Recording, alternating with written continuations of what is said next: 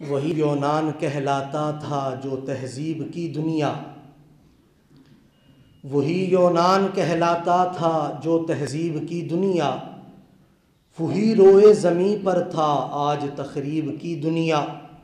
غرض دنیا میں چاروں طرف اندھیرا ہی اندھیرا تھا، نشان نور گم تھا اور ظلمت کا بسیرا تھا، کہ دنیا کے افق پر دفعتاً سیلاب نور آیا، جہان کفر و باطل میں صداقت کا ظہور آیا، حقیقت کی خبر دینے بشیر آیا نذیر آیا، شہنشاہی نے جس کے پاؤں چومے وہ فقیر آیا، مبارک ہو زمانے کو کہ ختم المرسلین آیا، صحاب رحم بن کر رحمت للعالمین آیا۔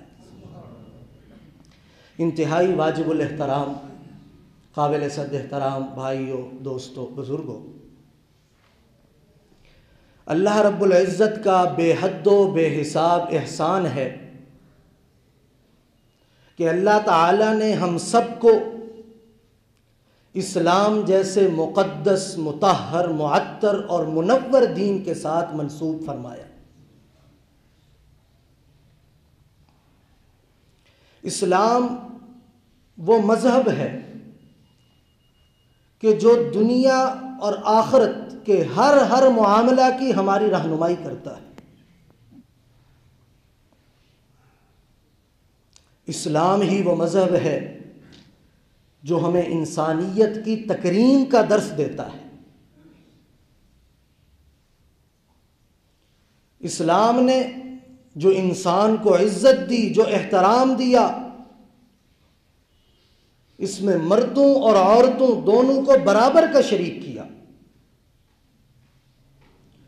اللہ رب العزت کے عطا کردہ احکامات بھی برابر ہیں، اور آخرت کا اجر و ثواب بھی اللہ رب العزت نے مرد اور عورت کے درمیان برابر رکھا۔ قرآن پاک میں اللہ رب العزت نے واضح اعلان فرما دیا، وَلَقَدْ كَرَّمْنَا بَنِي آدم۔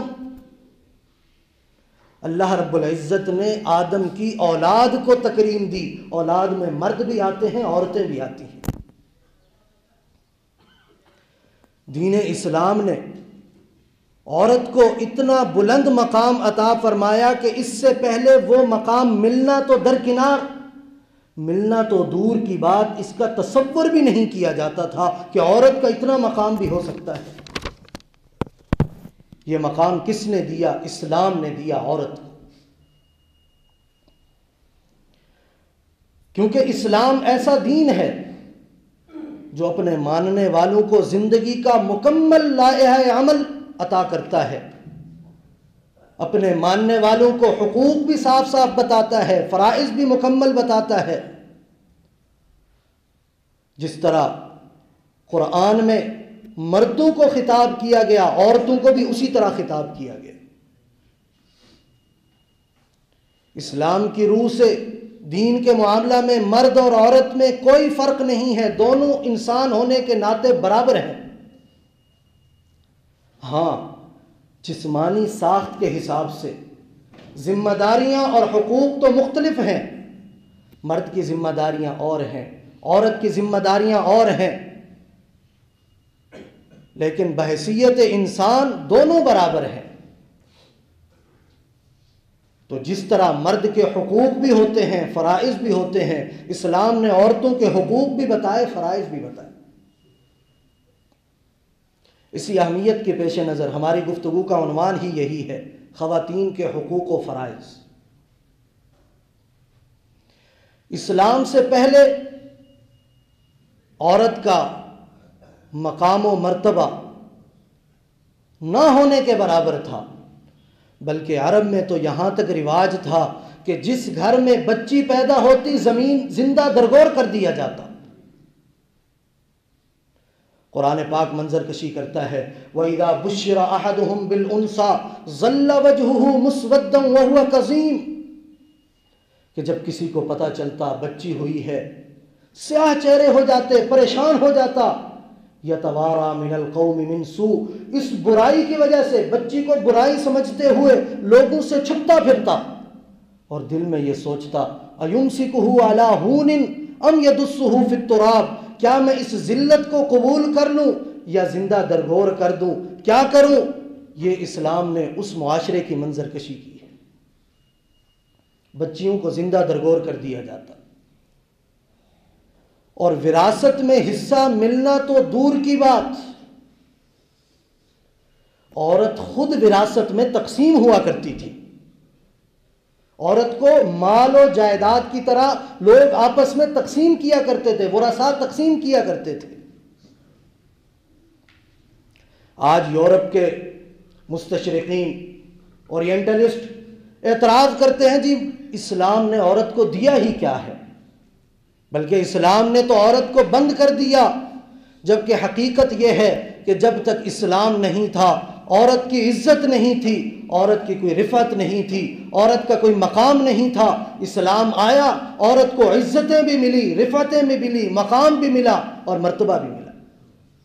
یہ اسلام کی برکت سے۔ اسلام جب آیا واضح اعلان فرما دیا عورت کی 4 حیثیتیں ہیں۔ عورت اگر بیٹی ہے تو تمہاری عزت ہے، تمہاری نجات کا ذریعہ ہے،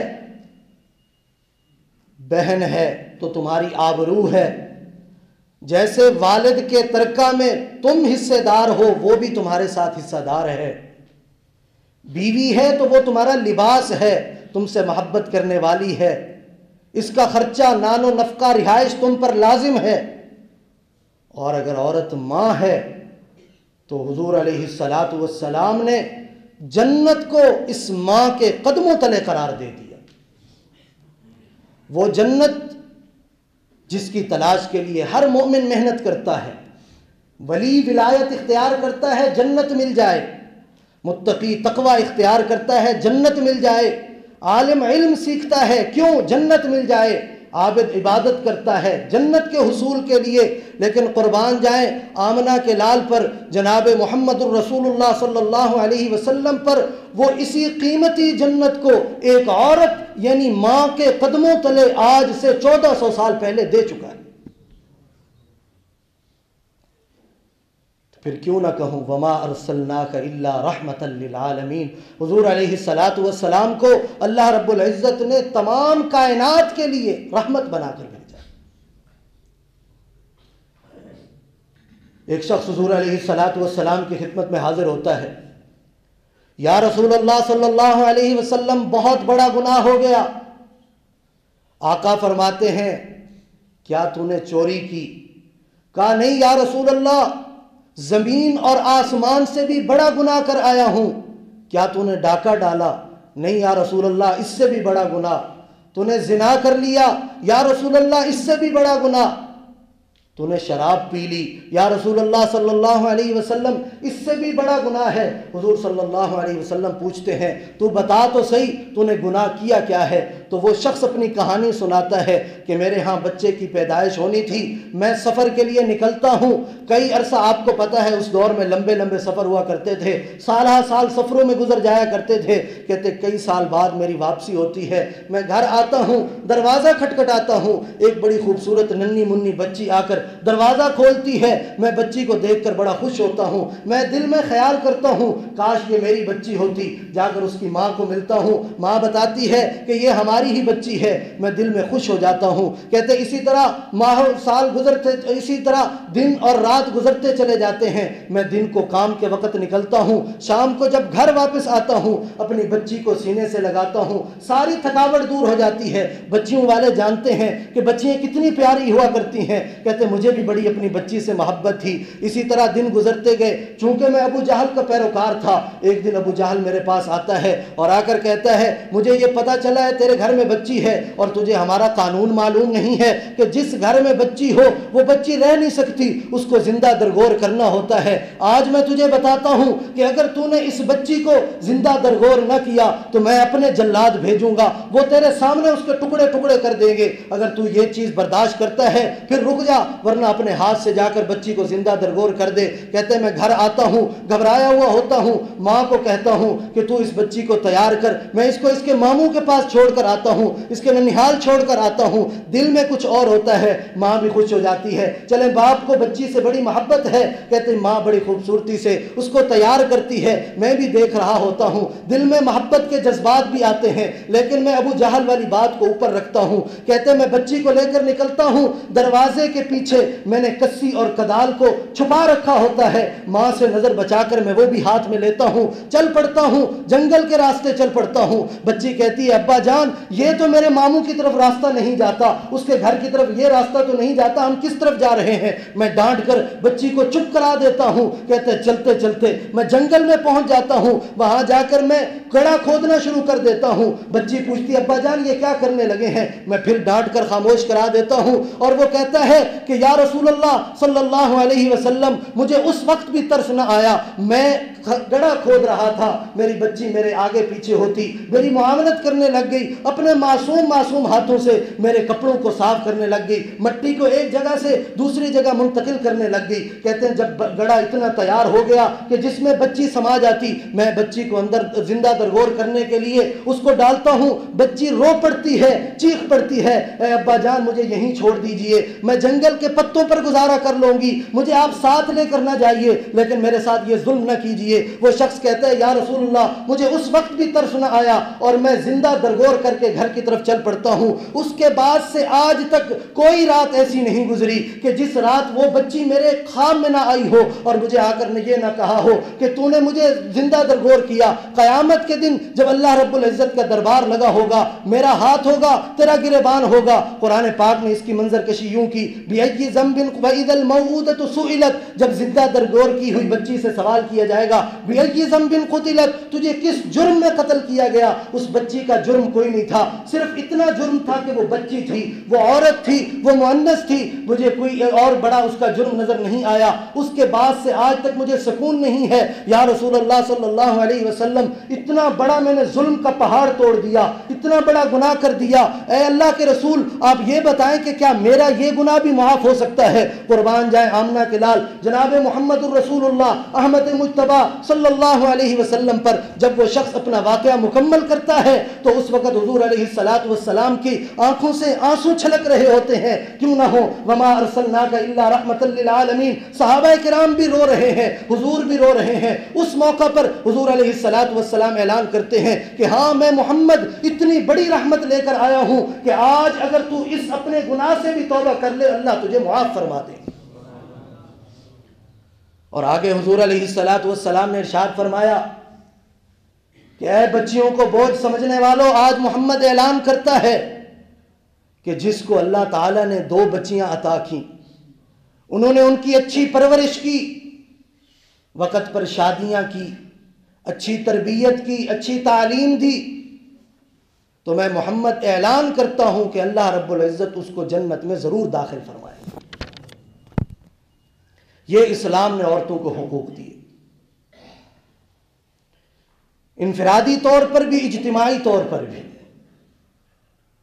انفرادی حیثیت میں عورت ہے، اسلام نے تب بھی حقوق دیے، اجتماعی حیثیت میں عورت ہے، اسلام نے تب بھی حقوق دیے۔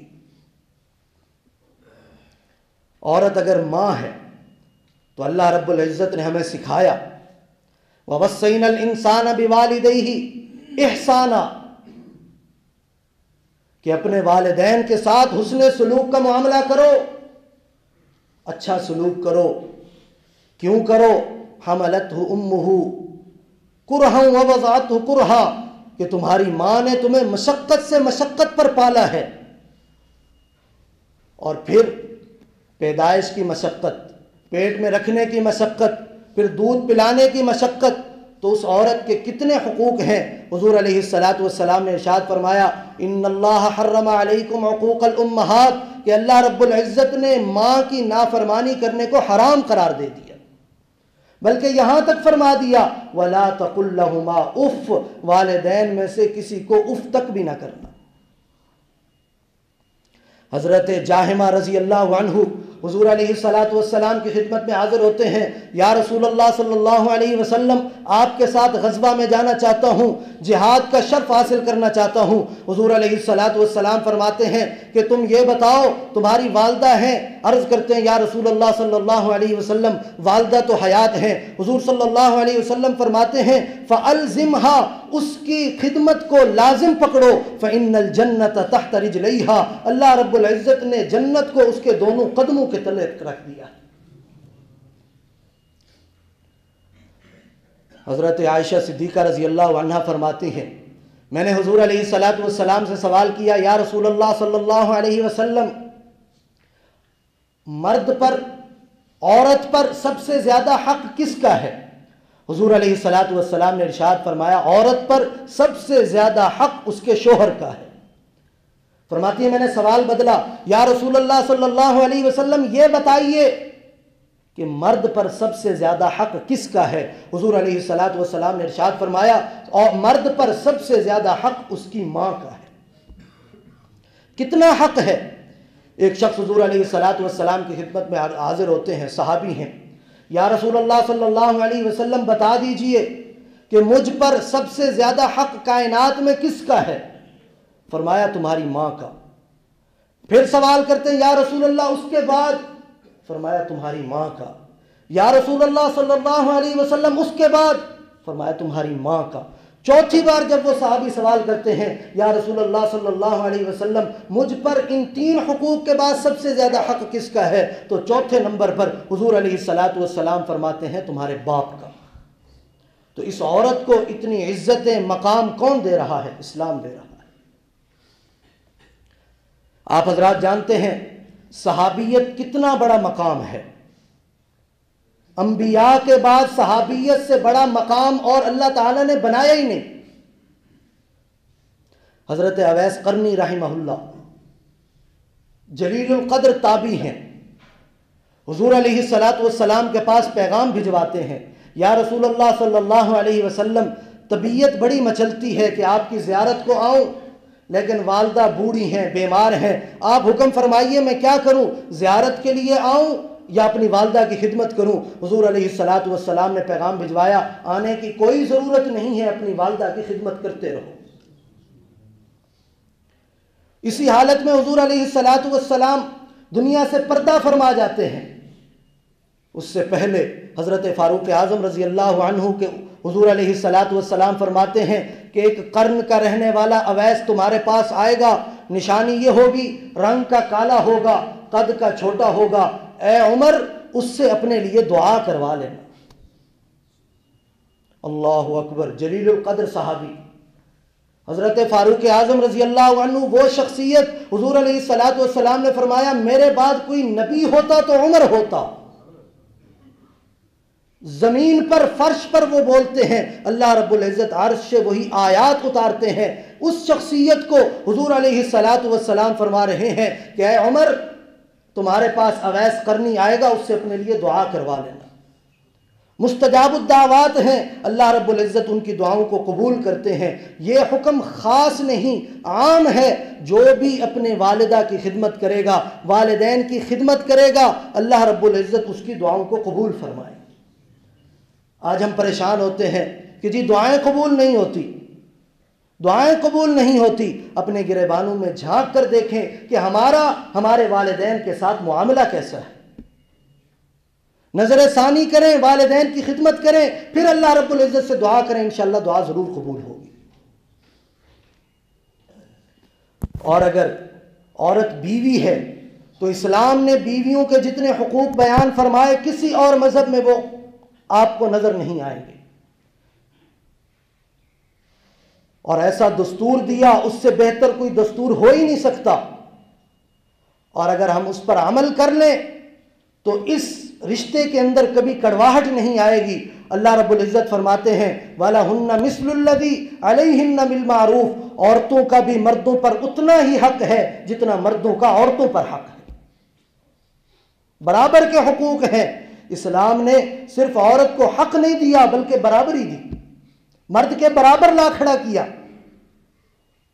اور حضور علیہ الصلاۃ والسلام نے ارشاد فرمایا خیرکم خیرکم لأہلی وأنا خیرکم لأہلی، تم میں سب سے بہترین شخص وہ ہے جو اپنے گھر والوں کے ساتھ اچھا سلوک کرتا ہے، جس کے گھر والے اس کو اچھا سمجھتے ہیں۔ اور یاد رکھو وأنا خیرکم لأہلی، اور میں اپنے گھر والوں کے ساتھ، اپنی بیویوں کے ساتھ تم سب سے زیادہ اچھا سلوک کرنے والا ہوں۔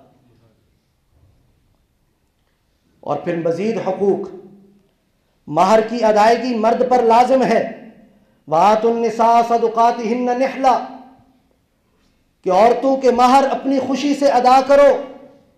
آج ہم لکھوا تو دیتے ہیں، ادا کرنا اس وقت بھی نیت میں نہیں ہوتا، یاد رکھیں گناہ ہے، اور یہ مہر عورت کا حق ہے، اس کو ادا کرنا ضروری ہے۔ اور پھر قربان جائیں کہ اسلام نے عورت کی ذمہ داریاں کم رکھی ہیں، حقوق زیادہ رکھے ہیں۔ معیشت کی ذمہ داری ختم کر دی، شادی سے پہلے بچی اپنے والد کی ذمہ داری ہوتی ہے، شادی کے بعد وہی بچی اپنے شوہر کی ذمہ داری ہو جاتی ہے۔ ہاں، عورت اپنی مرضی سے، جانبین کی رضامندی سے اگر اپنے شوہر کا ہاتھ بٹانا چاہے، اسلام نے منع بھی نہیں کیا، لیکن آپ زبردستی نہیں کر سکتے کہ اپنی بیوی کو یہ کہیں اپنا اخراجات خود کرو، اپنے کھانے پینے کا انتظام خود کرو، اپنی رہائش کا معاملہ خود کرو۔ آپ کو یہ اختیار نہیں ہے، اسلام نے آپ کے ذمے لگا دیا کہ اپنی بیوی کا نان و نفقہ، اس کی رہائش کا انتظام کرنا سب کا سب تمہارے ذمے ہے۔ واضح اعلان فرما دیا وَعَلَى الْمَوْلُودِ لَهُ رِزْقُهُنَّ وَكِسْوَتُهُنَّ بِالْمَعْرُوفِ، کہ تمہاری بیویوں کا رزق، کھانا پینا، اس کا لباس معروف طریقے کے ساتھ جتنا تم دے سکتے ہو تم پر لازم ہے۔ أَسْكِنُوهُنَّ مِنْ حَيْثُ سَكَنْتُم مِّن وُجْدِكُمْ، اور اس کا رہائش کا انتظام کرنا بیوی کی وہ بھی تمہارے ذمے ہے، حسب استطاعت، استطاعت سے اوپر بھی نہیں۔ لا يكلف اللہ نفسا الا وسعها، وسعت سے زیادہ بھی اسلام نے کسی پر کوئی بوجھ نہیں ڈالا، جتنا آپ دے سکتے ہیں آپ کے ذمے ہے کہ اس کے کھانے کا انتظام بھی کریں، اس کے کپڑے کا انتظام بھی کریں، اس کی رہائش کا انتظام بھی کریں۔ اور حضور علیہ الصلوۃ والسلام نے ارشاد فرمایا کہ اگر تمہیں بیوی کی کوئی بات ناپسند ہو، غصہ آ جائے، تو غصے کے وقت بھی وہ باتیں سوچو جو تمہیں اس میں اچھی لگتی ہیں، تاکہ تمہارا غصہ رفع ہو جائے۔ اور اگر عورت بیٹی اور بہن ہے تو اس کے بھی حقوق اسلام نے رکھے۔ جیسے ایک ابھی واقعہ آپ حضرات کو سنایا، حضور علیہ الصلوۃ والسلام نے ایک موقع پر ارشاد فرمایا کہ جس کے ہاں لڑکی کی پیدائش ہو وہ اس کو زندہ درگور نہ کرے، اس کو حقارت کی نظر سے نہ دیکھے، حقارت آمیز سلوک بھی نہ کرے، اور اس کو اپنے لڑکے کو لڑکی پر ترجیح بھی نہ دے۔ حضور علیہ الصلوۃ والسلام نے فرمایا اس پر جنت واجب ہوگی، اور جس کے جنتی ہونے کی بشارت خود حضور علیہ الصلوۃ والسلام دے رہے ہوں، کیونکہ حضور صلی اللہ علیہ وسلم جو بھی اپنی زبان اقدس سے نکالتے ہیں وہ وحی ہوتا ہے۔ وَمَا يَنطِقُ عَنِ الْهَوَىٰ إِنْ هُوَ إِلَّا وَحْيٌ يُوحَىٰ، حضور جو بھی زبان سے نکالتے ہیں وہ وحی ہوتا ہے۔ اور ایک اور موقع پر ارشاد فرمایا کہ جس شخص کی 3 بیٹیاں ہوں یا 3 بہنیں ہوں یا 2 بیٹیاں ہوں اور 2 بہنیں ہوں، ان کی اچھی طرح پرورش کرے، ان کے ساتھ حسن سلوک کا معاملہ کرے، ان کی اچھی تربیت کرے، کل قیامت کے دن وہ میرے ساتھ جنت میں یوں ہوگا جیسے یہ 2 انگلیاں۔ یہ 2 انگلیاں کتنی قریب ہیں، اس سے اندازہ ہوتا ہے کہ اس شخص کا جنت میں کتنا بلند مقام ہوگا، کیونکہ حضور علیہ الصلوۃ والسلام کو جو جنت میں مقام حاصل ہوگا اس سے بڑا کوئی اور مقام ہے ہی نہیں۔ تو حضور علیہ الصلوۃ والسلام نے ارشاد فرمایا کہ ان بیٹیوں کی تربیت کرنے والے اور بوجھ نہ سمجھنے والے جنت میں میرے ساتھ یوں ہوں گے جیسے یہ 2 انگلیاں ہیں۔ اجتماعی حقوق بھی دیے، حضور علیہ الصلوۃ والسلام نے ارشاد فرمایا فاتقوا اللہ فی النساء، عورتوں کے معاملہ میں اللہ تعالیٰ سے ڈرتے رہنا، فإنکم اخذتموہن بأمان اللہ، یہ تمہارے پاس اللہ رب العزت کی امانتیں ہیں۔ جیسے امانت میں خیانت نہیں کر سکتے، ویسے ہی اللہ رب العزت ان عورتوں کے معاملہ میں بھی تم سے پوچھیں گے، ان کو زندگی کا حق ہے۔ اللہ رب العزت نے فرمایا وَإِذَا الْمَوْءُودَةُ سُئِلَتْ بِأَيِّ ذَنبٍ قُتِلَتْ، اور اسی طرح حضور علیہ الصلوۃ والسلام نے ارشاد فرمایا کہ اللہ رب العزت نے تم پر ماؤں کی نافرمانی بھی حرام کر دی اور بچیوں کو زندہ درگور کرنا بھی تم پر حرام کر دیا۔ ان کو امن و سکون کے ساتھ، عفت اور پاک دامنی کے ساتھ رہنے کا حق حاصل ہے۔ اور اللہ رب العزت نے مومن مردوں کو حکم دے دیا، قُل لِّلْمُؤْمِنِينَ يَغُضُّوا مِنْ أَبْصَارِهِمْ، اپنی نظروں کو جب کوئی عورت سامنے آئے جھکا لیا کرو، کہیں تمہاری نظروں سے وہ فتنے میں مبتلا ہونے کا خوف نہ کرے، وہ خوف محسوس نہ کرے۔ حضور علیہ السلام نے ارشاد فرمایا، ایک نظر جو جان بوجھ کر نہ ڈالی جائے، خود بخود پڑ جائے، وہ معاف ہے، فوراً ہٹا لو۔ دوسری نظر اگر اس عورت پر تم دوبارہ ڈالو گے تو اللہ رب العزت اس کا مواخذہ فرمائے، کیونکہ عورت کو حق حاصل ہے کہ وہ امن و سکون کی، عفت اور پاک دامنی کی زندگی گزارے۔ اور عورت کو اللہ رب العزت نے معاشی حقوق دیے۔ بڑی مثال حضرت خدیجہ الکبریٰ رضی اللہ عنہا ہے۔ حضور علیہ السلام کی پہلی زوجہ محترمہ ہے، بڑی تاجرہ بھی تھی۔ حضور علیہ السلام نے شادی کے بعد بھی تجارت سے منع نہیں فرمایا۔ تو معلوم ہوا عورت کو معاشی حقوق بھی اسلام دیتا ہے، اور تعلیم کے حقوق بھی دیتا ہے۔ جہاں پر میں نے پچھلی حدیثیں سنائی، حضور علیہ السلام نے جنت کی بشارت دی، وہاں تعلیم کا بھی ذکر ہے۔ اسی طرح حضور علیہ السلام نے ارشاد فرمایا کہ تعلیم حاصل کرنا ہر مرد اور عورت پر فرض ہے، ضروری ہے۔ اور عورت کو اگر اس کا شوہر فوت ہو جائے، دوسری شادی کا حق بھی اسلام دیتا ہے۔ زمانہ جاہلیت میں شوہر کے مرنے کے بعد عورت کی زندگی بھی گویا ختم ہو جایا کرتی تھی، وہ رشتہ داروں کے رحم و کرم پر ہوا کرتی تھی۔ اسلام نے اس کو باطل قرار دیا اور حضور علیہ السلام کو نمونہ بنایا کہ حضور صلی اللہ علیہ وسلم جو تمام کائنات میں سب سے اعلیٰ اور افضل ہیں، حضرت عائشہ صدیقہ رضی اللہ عنہا کے علاوہ حضور صلی اللہ علیہ وسلم کی تمام ازواج میں اگر آپ غور کریں تو کوئی آپ کو بیوہ نظر آئے گی، کوئی مطلقہ نظر آئے گی۔ یہ اسلام نے حقوق دیے۔ اور پھر آپ عورت کے ساتھ شادی کے معاملہ میں زبردستی نہیں کر سکتے، چاہے وہ کنواری ہے یا پہلے سے شادی شدہ اور شوہر فوت ہوا یا طلاق ہوئی، زبردستی نہیں کر سکتے۔ حضور علیہ السلام نے ارشاد فرمایا، نہ بیوہ کی اور نہ ہی کنواری لڑکی کی شادی اس کی مرضی کے بغیر کر سکتے ہو۔ یہ اسلام نے عورتوں کو حقوق دیے اور ذمہ داریاں بھی رکھیں۔ اگر عورت ماں ہے تو ماں کی ذمہ داری ہے کہ وہ بچوں کی اچھی تربیت کرے۔ آج بڑا المیہ ہے کہ جب بچہ ڈاکٹر یا انجینئر یا کسی بڑے عہدے پر پہنچتا ہے تو وہ کیا کہتا ہے، سب میری ماں کی محنتیں ہیں، وہ مجھے جگایا کرتی تھی، محنت کیا کرتی تھی، آج میں ڈاکٹر بن گیا ہوں۔ والدہ اگرچہ خود ان پڑھ بھی ہو، بچہ پھر بھی کہہ رہا ہوتا ہے پیچھے میری ماں کا ہاتھ ہے۔ تو المیہ یہ ہے کہ ایک ماں جو خود پڑھی ہوئی نہیں ہے، جو خود جانتی نہیں ہے، وہ بچے کو ڈاکٹر بنا سکتی ہے، انجینئر بنا سکتی ہے، بڑے عہدے پر پہنچا سکتی ہے، وہ ماں اپنے بچے کو ایک سچا صالح مسلمان کیوں نہیں بنا سکتی؟ حالانکہ خود مسلمان ہے، خود نماز پڑھتی ہے۔ تو ڈاکٹر انجینئر بنانا مشکل کام ہے، مسجد تک پہنچانا، دین کی تعلیم دلوانا آسان کام ہے۔ یہ ایسا کیوں ہے؟ اسی لیے کہ ہمیں دین کی اہمیت ہی نہیں ہے۔ اگر اہمیت ہو جائے تو ڈاکٹر انجینئر بعد میں بنتا رہے گا، سچا مسلمان نیک صالح پہلے بنے گا۔ تو یہ عورت کی ماں ہونے کی حیثیت سے ذمہ داری ہے کہ اپنے بچوں کی اچھی تربیت کرے، کیونکہ ماں کی گود ہی تو پہلی درسگاہ ہے۔ اور اگر بیوی ہے تو اس کی ذمہ داری ہے کہ اپنے نفس میں، شوہر کے مال میں، اولاد میں خیانت نہ کرے، وفا شعاری کے ساتھ اپنی زندگی کو گزارے، صبر اور تحمل سے کام لے کر مرد کے گھر کو جنت کا گہوارہ بنا دے۔ اور اگر بیٹی یا بہن ہے تو اس کو بھی خیال کرنا چاہیے کہ وہ بھی اپنے والدین اور اپنے بھائیوں کی عزت ہے، کوئی ایسا عمل نہ کرے کہ جس سے ان کی عزت خطرے میں پڑ جائے۔ اور اجتماعی طور پر بھی اس کی ذمہ داریاں ہیں کہ پڑوسیوں کے حقوق کا خیال کرے، رشتہ داروں کے حقوق کا خیال کرے، ان کے ساتھ عورتوں میں میل جول رکھے، غیر مردوں کے ساتھ نہ ملے، پردے کا اہتمام کرے۔ یہ تمام چیزوں کا جب خیال کرے گی، حقوق بھی آئیں گے اور فرائض بھی آئیں گے، تو اس وقت ہمارا ایک معاشرہ امن و سکون کا گہوارہ بن جائے گا، ہمارے گھروں میں بھی سکون آئے گا۔ تو اللہ رب العزت سے دعا ہے اللہ تعالی ہم سب کو ان تمام کہی سنی باتوں پر عمل کرنے کی توفیق عطا فرمائے۔ وآخر دعوانا الحمدللہ رب العالمین۔ سنتیں ادا۔